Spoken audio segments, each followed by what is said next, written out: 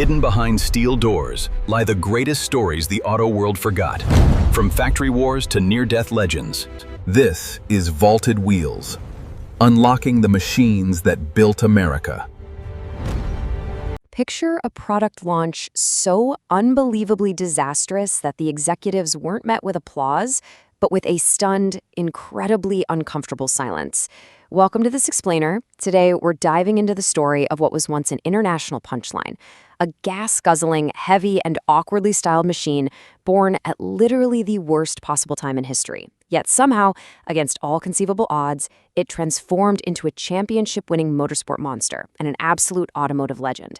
This is the cinematic redemption story of the Jaguar XJS. To really wrap our heads around the sheer scale of this turnaround, we have to start with the crushing weight of expectations. Jaguar historian Philip Porter perfectly captured the mood of the 1975 launch, describing it as a rather embarrassed silence and a great disappointment. Now, for a brand that was synonymous with breathtaking beauty and Le Mans-winning performance, this reaction was completely unprecedented. The XJS was stepping out into the shadow of an absolute giant. Which brings us to Chapter 1, the impossible successor. Imagine having to follow up the most iconic car of a generation. The XJS forced a dramatic, honestly jarring paradigm shift. On one side, you had the outgoing E-Type, this visceral, lightweight sports car with sensuous curves that practically defined the 1960s. On the other, the brand new XJS. It was a heavy, angular, highly complex grand tour designed for crossing continents in silent luxury. Jaguar never actually intended it to be a direct replacement for the E-Type. They wanted to take on the elite German and Italian luxury cruisers. But to the traditional fan base, it really felt like Jaguar had just completely sold its soul. And it wasn't just the fans. The car was basically doomed by a perfect storm of terrible timing. First, in 1970, Jaguar's visionary aerodynamicist Malcolm Sayer tragically died before he could even finalize the design. Then, the 1973 OPEC embargo hit, rocking the globe and creating a massive fuel crisis. By the time the XJS actually launched in 1975, the global economy was teetering on a complete meltdown. Things got so incredibly dire that by 1980, British Leyland, which was Jaguar's parent company at the time, was literally preparing the executioner's axe.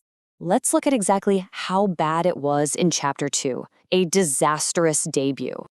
Releasing the XJS in 1975 was viewed by the press as just absolute corporate tone deafness.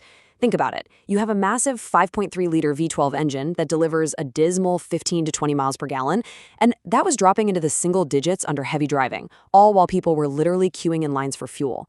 Add in these visually jarring, heavy safety bumpers, absolutely no convertible option at launch, and the most controversial element of all, those swept-back pillars behind the rear windows, which were known as flying buttresses.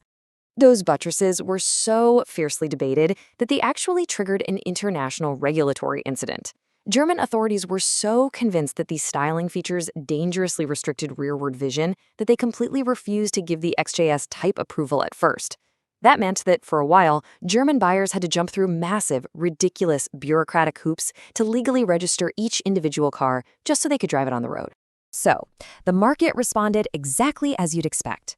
The production numbers were absolutely brutal. By 1980, Jaguar managed to build a measly 1,057 units for the entire year. Factory lines were coming to a halt. Unsold stock was just piling up in lots. Executives were mere moments away from killing off the XJS entirely. But right before they pulled the plug, a savior emerged from the most unlikely of places. Which takes us to Chapter 3, the racing savior. In 1982, a gritty Scottish racing driver and team owner named Tom Walkinshaw walked up to Jaguar's chief executive with a completely insane proposition. He wanted to take this bloated, unloved, heavy luxury cruiser and throw it into the highly competitive European Touring Car Championship. As you can guess, management was incredibly skeptical. I mean, how on earth could a heavy Grand Tourer fight nimble little BMWs? But Walkinshaw, he was brilliant. He had spotted a hidden loophole right in the car's DNA.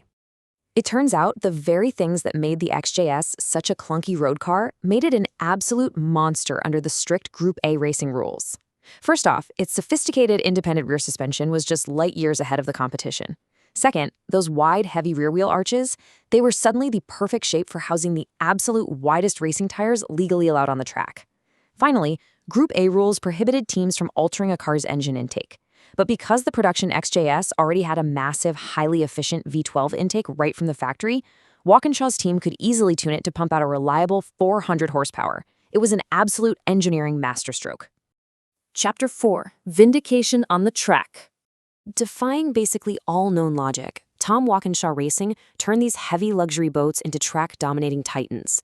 They absolutely crushed the European Touring Car Championship in 1984. But the real crowning achievement, the moment that cemented its legacy, came in 1985 at the Bathurst 1000 in Australia. Out on Mount Panorama, which is easily one of the most brutal, unforgiving circuits on the entire planet, the heavy V12 Jaguar secured an outright victory. The public watched in total awe. The massive failure of the 70s had just become the undisputed champion of the 80s. But there's a really thrilling little footnote to this racing success, and it all comes down to one highly specific number, 5,043. See, to legally qualify for Group A racing in the first place, a manufacturer had to build at least 5,000 production units of the car in a single year. Remember how awful the sales were in 1980? Well, Jaguar miraculously scraped by the homologation requirement with exactly 5,043 units, keeping Walkinshaw's motorsport dreams and the car's only lifeline alive by the absolute skin of their teeth. This kicks off our final chapter, Chapter 5, The Grand Touring Legacy. Because of that racing success, the narrative flipped almost overnight. Entering the 1980s, Jaguar introduced the new high-efficiency engine.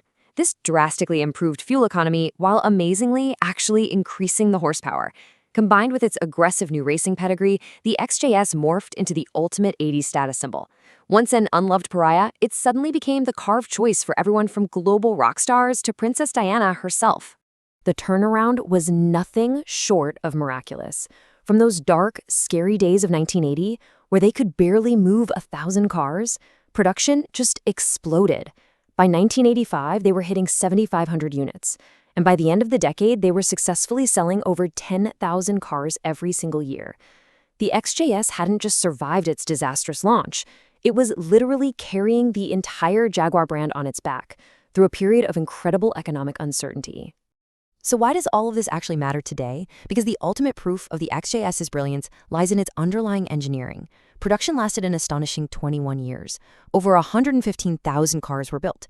And when Ford eventually bought Jaguar, they took one look and realized the core chassis structure engineered all the way back in the 70s was so fundamentally brilliant, they used it to underpin the 1990s Jaguar XK8 and the stunning Aston Martin DB7.